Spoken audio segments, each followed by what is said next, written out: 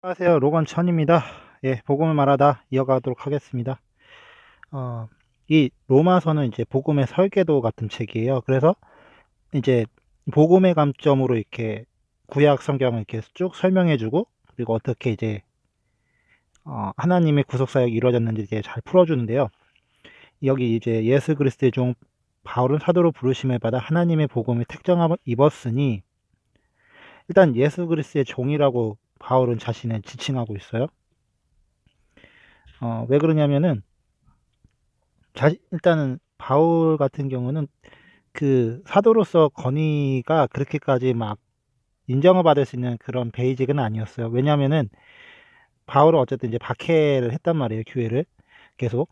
그런데 이제 그가 이제 그 예수님을 이제 직접적으로 만나지는 않았지만은 이제 이스라엘 백성들을 이제 칼로 죽이려고 이렇게 계속 할 때 예수님이 개입하셔가지고 좀 말도 안 되게 이렇게 환상처럼 이렇게 만나 주셨단 말이에요. 그리고 나서 이제 바울이 이제 그 사건을 계기로 하고 자기 이름 사울에서 바울로 이렇게 바꾸고, 그리고 나서 이제 이 사람이 헌신을 했거든요. 그러니 바울 입장에서는 자기 앞에 명확한 그런 이제 타이틀이 필요했어요. 그래서 그는 이제 예수 그리스도의 종이라는 이 표현을 감히 자기 이름 앞에 달았어야 되는데, 그 전까지 그는 많은 사람을 박해하고 죽인 살인마였단 말이에요. 유대인 입장에서 보면, 예수 그리스도 믿는 사람들 입장에서 보면. 그런데 이제 그가 예수님 만나고 돌변해가지고 갑자기 이제 복음 전하고 다닌다고 하니까 뭐 정체성이 뭐냐 이렇게 시비를 거는데, 사실 이건 바울 입장에서도 굉장히 위축이 될 만한 주제이긴 해요. 왜냐하면 자기가 한 짓을 알거든요. 그런데 그런 자기의 신분을 뒤집어 엎고 이제 복음 전하겠다고 하니, 아무래도 일단 다른 사람들이 어떻게 생각한 걸 떠나 본인 자체가 나는 나는 사도야, 난 예수 그리스도의 종이야, 이런 인식이 있어야지 복음을 전할 수 있단 말이에요. 그러니까 바울이 앞에 이 수식어를 붙이는 건 어떻게 보면은 그의 신념일 수도 있어요. 마음의 태도. 주님이 나를 부르셨다는 거에 대한 확고한 확신. 그래서 이 첫 마디를 이렇게 찍고 그 다음에 이제 사도로 부르심을 받았다라는 이제 본인의 정체성에 대해서 분명히 얘기를 하죠. 이렇게 해야지 바울도 복음을 말하면서 본인이 자신이 뭐 복음을 전하는 데 합당한 그리스도다 이런 게 아니라, 전적으로 하나님이 택했기 때문에 내가 이 길을 가는 거지, 누가 나를 이렇게 내가 막 잘나서 의로 그게 아니다, 이거 명확하게 찍고 가는 거예요. 이제 부르심을 받았는데, 이게 뭐냐면은 하나님의 복음을 위하여 택정함을 입었으니. 근데 이 복음을 근데 내가 이렇게 받았다고 해서 막 전할 수 있는 건 아니에요. 바울이 여기서 표현을 하잖아요. 자기가 택정함을 입었다고. 그러니까 이건 바울이 자기가 사도가 되겠습니다, 주님 사도를 시켜주세요, 이게 아니라 하나님이 자기 그렇게 콜링하고 그 부르심을 주신 거예요. 에, 속된 말로 이 세상에는 그 낙하산이라는 것도 있고, 그리고 솔직히 자기가 사업장 열면 사장이 될 수도 있어요. 근데 좀 다른 거, 이를테면 그 왕의 이제 후사를 잇거나 이런 거는 그런 식으로 결정되는 게 아니잖아요. 적법이다 뭐다 이렇게 따지는 이유도 이 사람이 정말 거기 합당한 자인지 신분과 직책과 그 모든 걸 따지는데, 근데 이제 사도로서의 정체성은 어디로부터 오냐면은 예수 그리스도, 하나님이 정말 부르셨다면 하나님의 뜻에 따라서 이제 가는 거고, 그게 아니면은 아닌 건데. 그래서 많은 사람들이 이제 얘기를 하죠. 어? 그 이제 직분이라든가 목사, 이게 과연 이제 인간이 정한 그런 이제 건지 아니면은 정말 신적인 개입에 세워진 건지. 그래서 우리는 솔직히 이렇게 학위나 이런 것보다도 더 중요하게 여기는 게 그 사람이 어떤 과정을 통해서 이렇게 그렇게 이렇게 목사가 됐고 선교사님이 됐는지 관심을 갖게 되잖아요. 목사님과 선교사님, 장로님이 됐던 집사님이 됐던 그 배경을 좀 들어봐야 돼. 그 사람이 어떤 과정을 통해서 이렇게 세워졌는지. 그냥 단순히 이렇게 뭐 집사다, 뭐 목사님이다, 장로님이다 그러면은 솔직히 우리가 보면서 실망하는 케이스도 많을 뿐더러, 그리고 사실 이제 그렇게 그런 직책에 어울리지 않은 이제 잘못들, 뭐 스캔들이니 뭐 이런 문제들이 있는데, 그래서 이 부르심에 대해서 주장할 때는 근거가 철저하게 하나님이어야 되고, 그리고 자신의 어떠함에 의한 그런 내용은 아니다. 이 한 구절 안에도 이제 그런 뉘앙스가 충분히 느껴지는 거예요. 바울은 자신이 하나님의 부르심을 입은 자라는 명확한 확신이 있었고, 그리고 이 부르심은 자기가 되겠다가 아니라 하나님이 강권적으로 자기를 부르셨다. 이런 관점이 있는 거예요. 이게 찍혀진 상태에서 이 복음은 이제 복음에 대해서 본격적으로 말하는 거예요. 하나님이 선지자들을 통하여 그의 아들에 관하여 성경에 미리 약속하신 것이라. 하나님이 선지자들을 통하여서 일단 선지자들을 통하여서 말씀하셨다고 하는데 이 선지자들이라는 개념은 이제 구약을 뜻하는 거죠. 이제 구약 같은 경우는 이제 보시다시피 이제 아브라함조차도 선지자라고 칭해요. 다윗 왕도 선지자라고 칭하고. 그리고 이제 예레미야 선지자든가 이사야 선지자들이 있고, 그리고 나단 선지자는 뭐 왕족 계보에도 이렇게 있고, 이 선지자들이 이제 주로 이제 뭘 했냐면은 이스라엘 백성들이 잘못했을 때는 그들을 책망하고 하나님 말씀을 대언하고 하나님의 뜻을 가리키고 이런 역할을 했단 말이에요. 하나님을 직접 보면은 이제 심판받아 죽으니까 선지자를 세워놓고 선지자를 각별히 세우세요. 그래서 선지자는 딴짓하면은 죽을 수도 있어요. 왜냐하면 하나님의 말씀을 대언하기 때문에 하나님과의 말씀을 주고받는데 이 사람한테 죄가 있다. 그럼 가차없이 이제 죽임을 당할 수도 있는 거죠. 실제로 이제 구약에 이제 열왕기 상하에 이렇게 들어가 보면은 하나님 말씀대로 순종 안 했다가 미가라는 선지자가 있는데 하나님의 말씀대로 이렇게 순종 안 했다가 이제 사자한테 물려서 죽는 그런 선지자도 있어요. 그만큼 선지자는 하나님 엄격하게 다루셨거든. 하나님의 말씀을 대언하고 하나님과 이 교감을 항상 가져야 되기 때문에 그렇기 때문에 특별하게 이렇게 구별되어 있는데 이 선지자들이 사실 궁극적으로 한 건 뭐였냐면은 예수 그리스도 그분을 증언한 일을 한 거예요. 이 대표적으로 가장 잘 드러나는 이제 선지서가 이사야 선지자죠. 이사야 선지자는 진짜 구약의 복음이라고 말할 정도로 예수 그리스도에 대한 계시를 굉장히 직접적으로 잘 이렇게 계시해 줬어요. 곳곳마다. 물론 이사야 선지서는 예수 그리스도만 증언한 것뿐만 아니라 나름대로 이렇게 그 당시에 이렇게 복음을 전하는 통로로서도 섰어요. 근데 이제 그것보다도 이제 각 선지자들마다 예수 그리스도 심지어 다윗 왕조차도 시편을 보면은 예수 그리스도에서 굉장히 많이 증언했고 아브라함 같은 경우도 이렇게 마지막에 이제 아들을 이제 죽이려고 하잖아요. 하나님의 뜻에 따라서. 근데 그게 이제 하나님이 예수 그리스도를 내어줬다라는 그거의 예표가 되는 거예요. 왜냐하면 그때 이제 아브라함이 이삭을 죽이려고 했을 때 이삭을 죽이지 않고 하나님 막으셨다면 그리고 순양 하나님이 예비하신 여호와 이레라고 하면서 예비하신 그 양을 이제 잡게 하셨단 말이에요. 이레 하나님이. 근데 이 순양은 사실 이제 이삭이 원래 이삭 같은 경우는 이제 그런 느낌이라고 보시면 예수 그리스도가 하나님의 독생자잖아요. 그러니까 하나밖에 없는 아들인데 왜 아브라함한테 이삭을 굳이 바치게 했을까? 아브라함 같은 경우는 대표성인 인물이에요. 믿음의 계보의 대표인데 이 사람이 이제 이스라엘 민족의 이제 가장 이제 최초의 사람이 되는 거고 이 사람이 이제 모든 민족을 대표해서 하나님께 부르심 받아서 민족을 이뤄가는데 그러다 보니까 이 사람한테는 대표성이 부여진 데다가 그의 하나밖에 없는 외아들인데 이게 그냥 외아들이 아니라 100세에 얻은 말 그래도 말도 안 되는 시기에 하나님 주신 외아들이면 엄청 소중할 거 아니에요. 그런 농도 있는 아들이고 그리고 후사를 이어가야 돼요. 왜냐하면 아브라함의 씨를 통해서 하나님이 구원 예수 그리스도를 보내는 계보를 세웠기 때문에 여기에 만약에 대가 끊긴다. 그러면 예수 그리스도 오는 통로를 막으시는 격이 되는 거 하나님 스스로. 근데 하나님 이런 모순을 요구하는 순종을 요구했고 아브라함은 거기에 반응했단 말이죠. 그리고 나서 이제 아브라함이 이제 죽이려고 하는데 하나님 막으시고 양을 대신 잡게 하셨어요.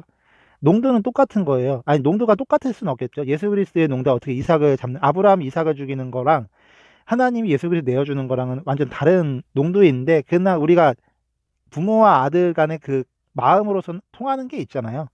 그러니까 이제 그런 교감 안에서는 이제 공감할 수 있는데 근데 이삭은 잡지 못하게 막으시고 그걸 대신해서 이제 예수 그리스도의 예표인 순양을 잡게 해요. 하나님이 준비한 그 재물이 있는 거죠. 속죄됨을. 그게 예수 그리스도인 거. 실제로 예수 그리스도는 하나님이 예비하시고 그가 이 땅에 오셔서 이제 죽음을 이렇게 맞이한단 말이에요. 그리고 우리 대신해서 모든 죄를 가지시고 그렇게 이제 선지자들이 예수 그리스도에 대해서 끊임없이 증언했어요. 그 얘기를 이렇게 하는 건데 사실 이제 성경 자체는 예수 그리스도에 대한 계시만 있었던 게 아니라 이스라엘 실제적인 역사적인 배경 속에서 어떻게 이스라엘 백성 죄를 짓고 막 이런 얘기들도 있고 여러 가지가 있는데 근데 그걸 다 종합적으로 가장 핵심만 찝자면 이제 예수 그리스도인 거 어쨌든 이스라엘 민족을 통해서 하나님이 구원자를 이렇게 보낼 거고 그 구원자가 누구이며 하나님이 어떻게 구원 이루실 건지를 이제 그 5,000년 정도 되는 5,000년, 6,000년 정도 되는 그 구약의 역사를 통해서 하나님이 계시를 했단 말이에요.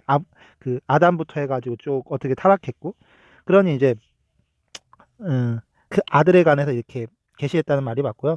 이건 이제 성경에 미리 약속하신 것이다.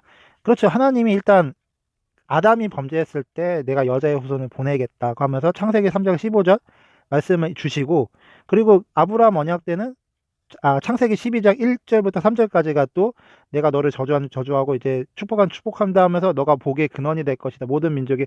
근데 이 복의 근원이 된다는 얘기는 아브라함 자체가 근원이 된다는 게 아니라 아브라함 통해서 오실 예수 그리스도, 그분이 생명의 후사가 된다.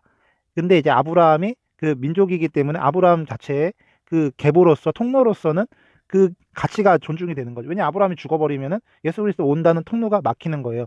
근데 왜 하나님이 굳이 이렇게 외골수적으로 계시를 하셨냐면, 그럴 수밖에 없는 게, 내가 다른 민족을 통해서도 보낼 수 있다는, 이렇게 만약에 여지를 두게 되잖아요. 그러면은 메시아가 아브라함 민족을 통해서만 올 필요는 없네, 이렇게 된단 말이에요. 그러면 이제 신천지 이만희가 큰 사람들이 내가 메시아다 이렇게 해도 우리는 이제 반박을 못해. 왜냐면 하나님이 아브라함 통해서만 이렇게 메시아를 보낼 수 있는 게 아니라 다른 누군가를 통해서도 올 수 있는 거, 이렇게 돼버리면 안 돼. 그러니까 하나님은 오직 하나의 그 계보로만 계시할 수밖에 없어. 그러니까 아브라함이라는 민족이 굉장히 중요한. 그렇지 않으면 이단들이 늘어나도 이들을 반박할 근거가 없어요. 왜냐하면 하나님은 아브라함과 다윗을 통해서 메시아를 보내겠다고 했다. 유대 민족의 한 씨, 이렇게 약속을 하셨지, 절대 대한민국의 어떤 누군가를 통해서 이렇게 하지 않으셨다. 그렇게 되면 혼란스러워져요. 그러니까 이단에 넘어갈 필요는 없는 거예요.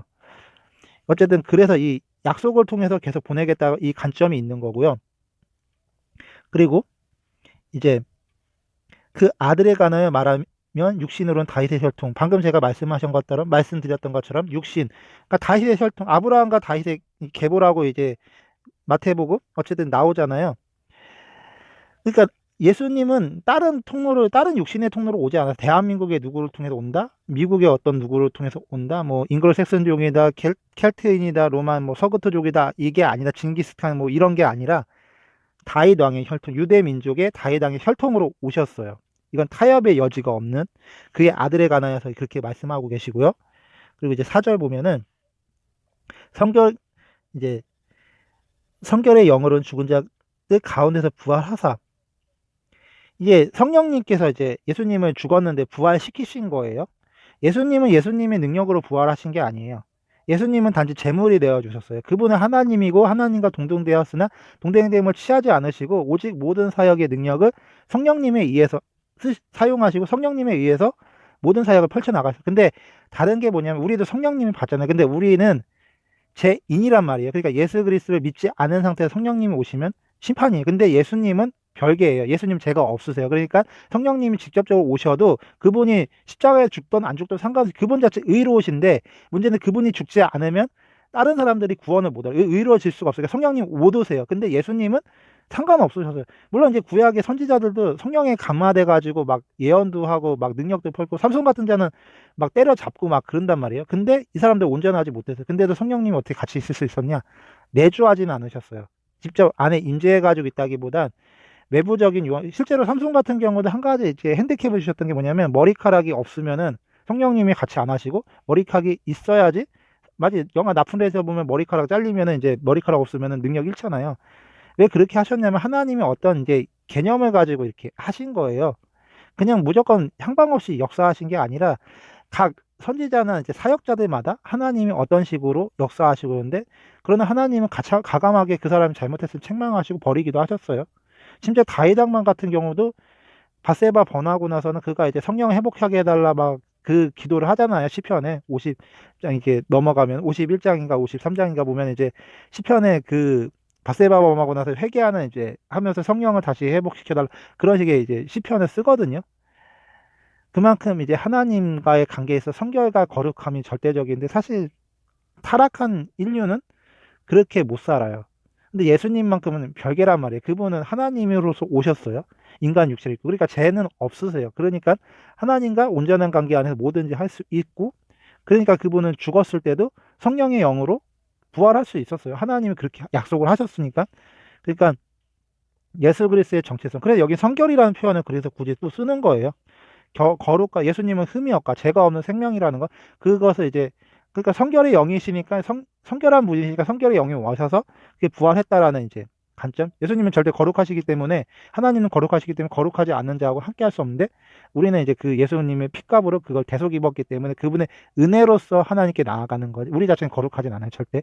그러니까 우리가 죄를 짓고 넘어지는 거에 대해서는 어쩔 수 없는데 그러나 막살라는 얘기는 아니죠. 그리고 성령님께서 우리 그렇게 막사에게 내버려 두진 않으시고요. 계속 우리 마음을 책망하시고 붙잡아 주시고 연단하셔서 결국 거룩한 삶으로 바꿔나가요.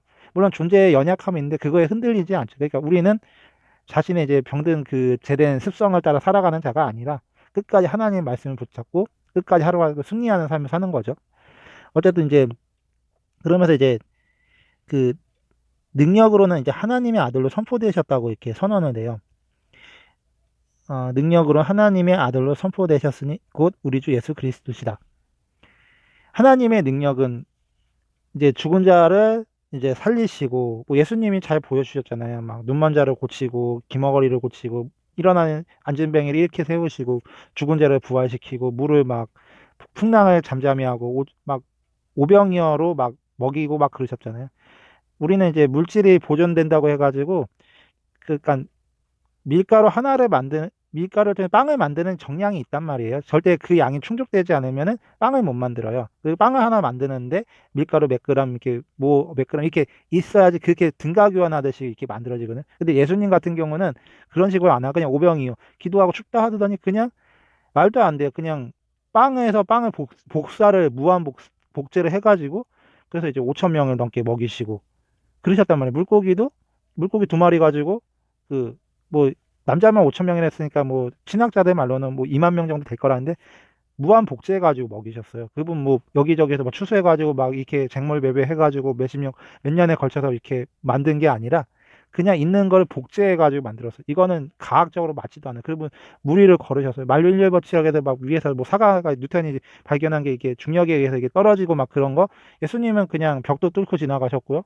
말도 안 돼 무리를 걸으셨고요. 그러니까 예수님한테 이런 인간이 가지고 있는 통상적인 개념이 적용이 안 돼요. 그분은 창조주시거든요. 그러니까 성령의 능력이라는 건 이제 이런 건데 그분의 이제 죽은 자를 부활하셨다.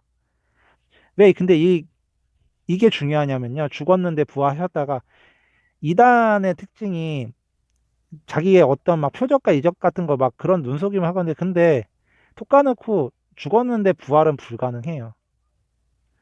죽었는데 부활했다는 건 이건 신적인 완전한 권능이고 나사렛 같은 경우는 이제 예수님이 부활시키셨어요. 그리고 구약에도 이제 엘리야인가 이제 죽었는데 부활시키고 사도 바울도 죽은 사람 부활시킨 적이 있어요. 예수 그리스도의 예표처럼 막.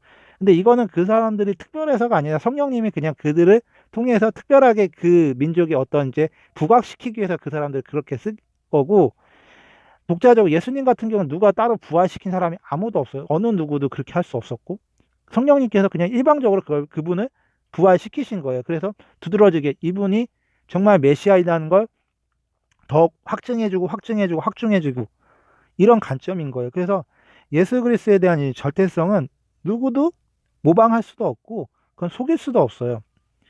왜냐하면 예수 그리스도에 대한 절대성은 그 누구도 타협할 수가 없는 게 우리는 오직 예수 그리스도 이에서만 구원받을 수 있고 예수 그리스도 이에서만 하나님을 만날 수 있고 예수 그리스도 이에서만 하나님 앞에서 살아갈 수 있어요. 하나님 안에 그 공의로운 하나님을 두려먹고 사랑하면서 아버지라 말할 수 있는 게 모든 건 예수 그리스도인 거예요.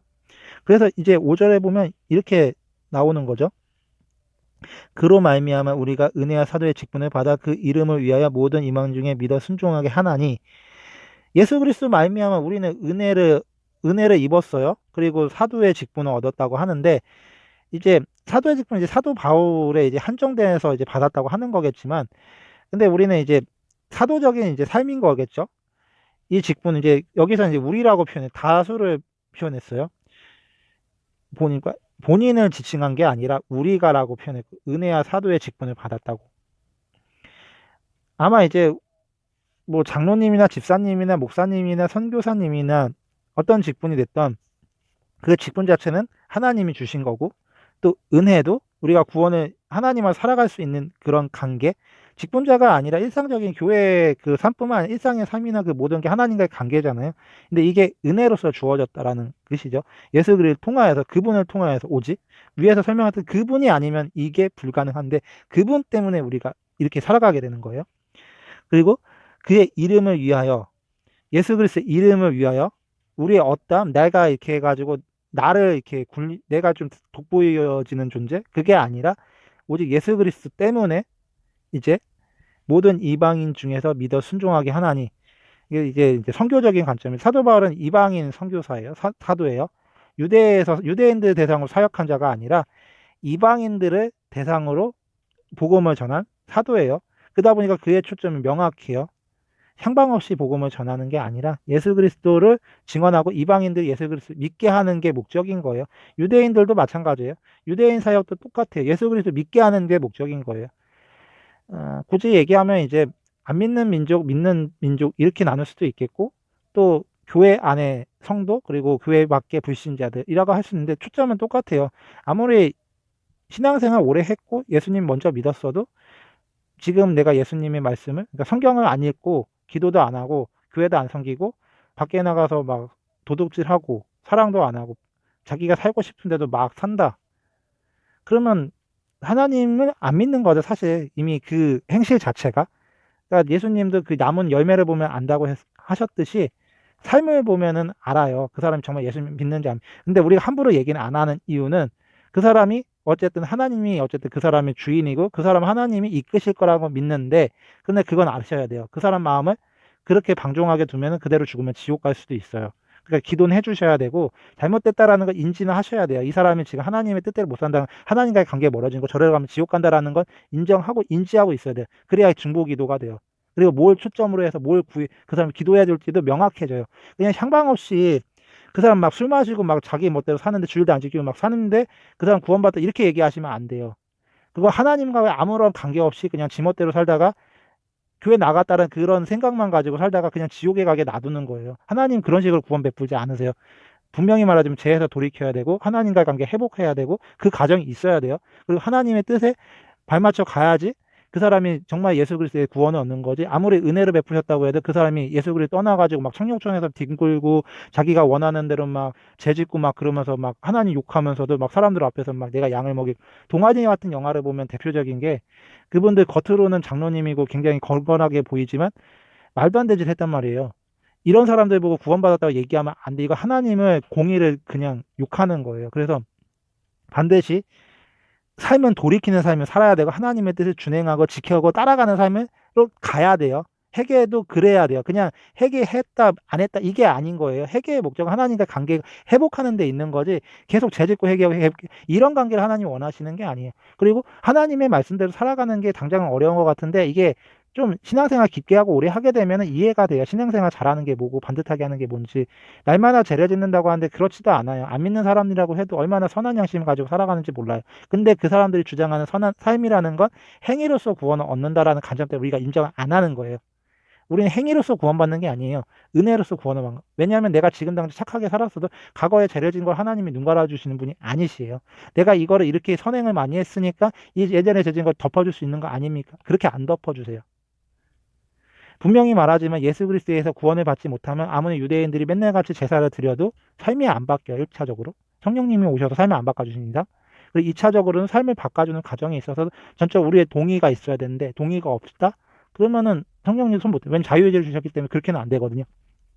대신 책망하시고 사랑 깨닫게 해서 나오게 하는데, 근데 하나님도 그냥 일 안 하세요. 우리가 중보기도를 해야지만 일하시겠다고 약속하셨어요. 우리가 기도하지 않으면 하나님도 일 안 하세요. 이게 하나님과 인간이 나누는 교제의 가장 핵심이에요. 하나님이 우리가 기도하면 그 기도를 듣고 이제 응답하시고, 우린 또 하나님의 말씀을 청종함으로써 상호 간의 교제. 이게 인격과 인격의 관계, 연인 간의 관계, 아버지 아들의 관계가 다 그런 거잖아요. 그냥 용돈 드리고 이게 아니라 아버지가 말한 걸 듣고 너가 이렇게 했으면 좋겠다. 아버지 제가 이거 하려고 하는데 이런 게 필요합니다. 이런 관계를 원하는 거란 말이야. 이런 관계를 회복하고 그런 삶을 살아가는 것이 이제 구원이고 이제 믿음을 순종하는 건데, 왜 이방인 얘기를 하다가 유대인 얘기를 했냐면은 이방인들이 이런 관점으로 구원을 받는 거예요. 전에는 제사 지내고 유교의식에 젖어 살다가 이제 하나님을 믿고 이런 걸 다 버리고 돌이키는 삶이나, 하나님 믿는데 하나님의 말씀대로 살기보다는 세상에 막 치우쳐 사는 사람들이 그 삶에 청산하고 하나님의 말씀대로 다시 원점으로 돌아오는 관점입니다. 그러니까 유대인들도 구원을 받으려면 예수님을 믿어야 되는 거고, 그 유럽교회 다 문 닫고 그랬잖아요. 그 사람들이 다시 하나님을 영접하려면 돌이키는 방법밖에 없어요, 제에서. 더 강하게 얘기하면 뭐 동성애다마 이단으로 넘어간 사람들도 구원받을 수 있는 유일한 길은 돌이키는 거예요. 하나님의 말씀에 근거해 철저하게 자신의 삶을 돌이키고 회개해서 하나님의 말씀대로, 자기 감정이 이러니까 이렇게 되는 거 되지 않습니까? 이런 게 맞아 보여서 이렇게 살면 되지 않습니까? 이게 아니라 하나님이 말씀한 관점대로. 근데 이걸 알려면은 우리도 성경을 계속 연구하고 볼 수밖에 없어요. 왜냐면 우리도 다 100% 알아서 전하는 게 아니고 100% 그게 개념이 잡히거나 내가 그렇게 살아가서가 아니라 여전히 성경책 보고 살보면 부족한 거 많이 드러나고 연약함이 많이 드러나요. 저도 음란물에 넘어질 때가 있고 뒤에서 욕할 때가 있어요. 심지어 목사님 설교 듣다가도 짜증을 낼 수도 있어요. 그만큼 인간이란 존재가 이기적이고 되게 악해요. 선악과 먹고 아담이 타락한다는 얘기는 내면 자체가 하나님의 원형된 예수님처럼 반응 못해요. 이미 타락했기 때문에. 근데 은혜를 덮어주셨고 구원하셨고 이제 변화되는 가정 가운데서 하나님 우리를 일깨우시는 건데, 절대적으로 하나님을 선화하는 그 믿음과 예수 그리스도가 우리를 구원했던 믿음, 그리고 성령께서 지금 우리를 고쳐가신 믿음에 전적으로 합해서 따라가야 돼요. 근데 동의가 전적으로 이루어져야 돼. 이러려면 우리가 동의 없이는 못 따라가고, 동의하고 따라가더라도 넘어지는 게 사실인데, 그러니까 회개는 할 수밖에 없고, 그러는 가운데 은혜를 또 받으면서 감사도 할 수 있어요. 그걸 뭐 헌금으로 표현할 수도 있는 거고, 관계는 어떤 식으로 표현해도 상관없는데 중요한 건 이 관점을 놓쳐선 안 된다는 거죠. 그리고 너희도 그들 중에서 예수 그리스도의 것으로 부르심 받은 자니라. 이방인들이 유대인과 같이 부르심 받은 거예요. 전에 유대인들은 하나님을 이제 막 믿고서 막 설치됐단 말이야. 다윗 왕 같은 경우는 이방 민족 막 그냥 죽였어요. 자기 살아남으려고. 하나님 백성이라고. 그러면서 사울 왕은 기름 부은 자라면서 굉장히 안 죽이고 막 끝까지 지키려고 했잖아요. 엄청 죽었어요. 물고. 근데 이제 그런 게 아니라 이방인들조차도 이제는 하나님의 이제 예수 그리스도 때문에 이제 그 벽이 허물어지고 하나님의 자녀로 살 수 있는 관계. 그래서 이제 로마서 7장 보면은 로마에서 하나님의 사랑심을 받고 성도를 부르심 받은 모든 자에게 하나님 우리 아버지 주 예수 그리스도 은혜와 평강 있을지어다. 결국에 이제 로마가 이제 바울은 이제 결국 마지막에 로마에 사역을 하거든요. 그리고 로마에 있는 많은 이제 헬라 그리스 천하, 굉장히 아테네 막 제우스 이런 것들 따르는 무리들이 예수님을 영접함으로써 이제 그런 걸 버리고 하나님을 믿는단 말이에요. 그리고 이들이 이제 로마 그 네로가 이제 막 서커스 막 한답시고 막 사람들 막 불살라 죽인단 말이야. 왜 그렇게 했냐면은 뭐 로마에 대해 화재가 났고 그것 때문에 나라의 이제 절반 가까이 뭐 이렇게 불살라 가지고 엄청 유대인들이 반감 살 때 그거를 이제 타겟에 돌리려고 이제 애꿎은 이제 그리스인들 이제 타겟에 돌려서 그리스 막 죽이면서 민심을 가라앉혔단 말이에요. 막 불 태우고 막. 근데 이제 바울은 이제 그런 이제 핍박 가운데서 이제 복음을 전한 입장이었고, 어쨌든 이제 로마서를 쓰면서도 그랬을 거란 말이에요. 어쨌든 그 이방인인 너희도 이제 성도로 부르심 받다. 그러면서 이제 하나님 우리 아버지 예수 그리스도 은혜와 평강이 있긴. 왜 은혜와 평강을 구할 수밖에 없냐면 1차적으로 우리의 연약한 삶, 죄를 짓기 쉬운 우리에게 은혜가 항상 필요해요. 그리고 평안, 삶이 그렇다고 고단하잖아요. 부유한 환경에서 이렇게 충만한 삶을 사는 게 아니라 연약하고 힘겨운 삶 속에서도 하나님이 언제나 평강으로 보살펴시길 원한다. 그러니까 은혜와 평강이 그래서 필요한 거예요. 죄에 대해서는 항상 은혜가 필요한 거고, 삶에 대해서는 하나님의 평안이 있어야 우리가 그리스도인으로 살아갈 수 있어요. 이것은 부유하지도 않고, 그리고 이것은 특별하게 막 의로운 그런 것도 아니에요. 다만 연약하고 부족하지만 그 가운데서 믿음을 지키는 삶. 그럼 하나님이 부자는 구원 못했냐 막 이런 얘기가 나올 수 있는데 그런 개념은 아니에요. 왜냐면은 부자가 구원받다 안 받았다는 얘기는 이기적인 마음을 얘기하는 거예요. 실제로 요셉이나 아브라함이라든가 보아스 같은 경우는 부자였어. 근데 그들은 자기의 부유함을 가지고 이기적으로 사용하지 않았어요. 요셉 같은 경우도 총리가 됐지만 지혜를 발휘해서 백성들을 돌보게 했고, 그 느헤미야 같은 경우도 녹을 받았지만 자기 위해서 안 쓰고 성전 짓는 사람들을 위해서 그들을 먹이고 하는 데 썼어요. 자기를 중심 안 썼고 그 권력까지 타락하는 데 쓰지 않고 마음 중심 끝까지 지켰단 말이에요. 다니엘 같은 경우도 총리까지 됐지만 그 권위를 자기 멋대로 안 썼어요. 그냥 하나님의 뜻대로 그것이 되게 원했고 계속 믿음을 지켰고, 이런 각도인 거예요. 근데 이제 지옥에 간 부자가 있죠. 그 거지 나사로와 이제 유대 이제 부자, 그 사람이 지옥에 간 이유는 안 돌봤어요. 가난한 사람을 모른 척하고 자기가 흥청망청해 가지고 하나님의 계명을 어겼어요. 가부와 나그네야 이제 고아를 돌보라 했는데 이 계명 어겨버려서 사랑을 외면한 거예요. 그러니까 지옥에 떨어졌어요. 그래서 하나님이 재물을 많이 주셨다면 그 재물을 가지고 이웃을 섬기면 되고 하나님의 상을 실천하면 되네. 근데 망각하면 안 되는 건 내가 이렇게 했기 때문에 구원받았다가 아니라 하나님 이것도 주신 거고 난 여전히 예수 그리스도 때문에 구원을. 욥 같은 경우가 그런 인물이었어요. 예수 그리스도를 계시가 된 건 아니지만 그가 얼마나 많은 선행을 해가지고 그 마지막에 막 항소하잖아요. 왜 이렇게 저주를 받았냐면서 내가 어떻게 누굴 넘기고 막 그런. 근데 실제로 하나님이 나타나가지고 뭐라고 해? 네가 별을 창조했냐? 네가 지구를 만들 때 어디 있었느냐?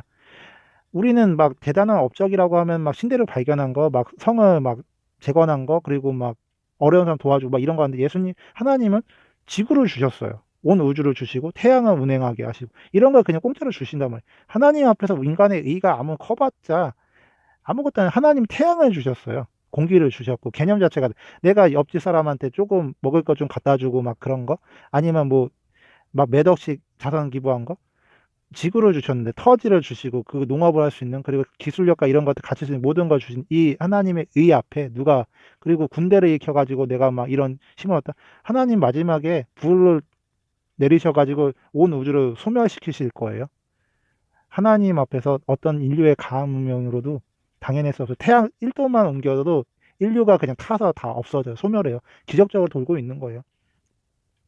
그래서 하나님의 의와 은혜라는 건 그냥 얘기하는 게 아니라 정말 말도 안 되는 은혜와 은총 안에 우리가 살고 있는 거고 다만 우리가 연약하고 부족함이 있을지라도 하나님이 그 가운데 함께 하신다. 이런 관점인 거죠. 예, 오늘은 여기까지 하겠습니다. 감사합니다.